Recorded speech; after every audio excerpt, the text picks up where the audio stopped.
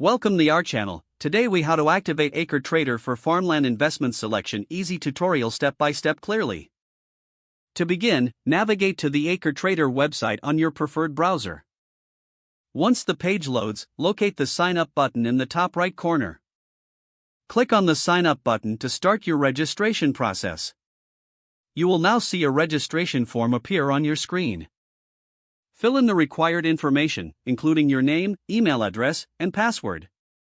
After entering your details, read and agree to the terms and conditions. Then, click the Create Account button to proceed. Next, check your email for a verification message from AcreTrader. Open the email and click on the verification link provided. Once your account is verified, return to the AcreTrader website. Log in using the email and password you registered with. You will be directed to your AcreTrader dashboard. From here, explore the various farmland investments available. To filter your selections, use the search bar or category options on the dashboard. Select your desired criteria, such as location, investment amount, or crop type.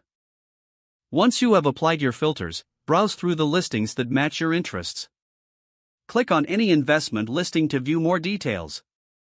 Take note of key information such as property size, investment amount, and expected returns.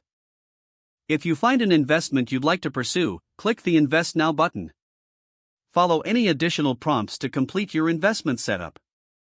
You may be asked for further financial information to verify your eligibility. After submitting your information, review everything carefully.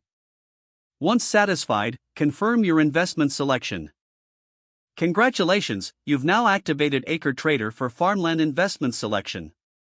Return to the dashboard anytime to explore new opportunities.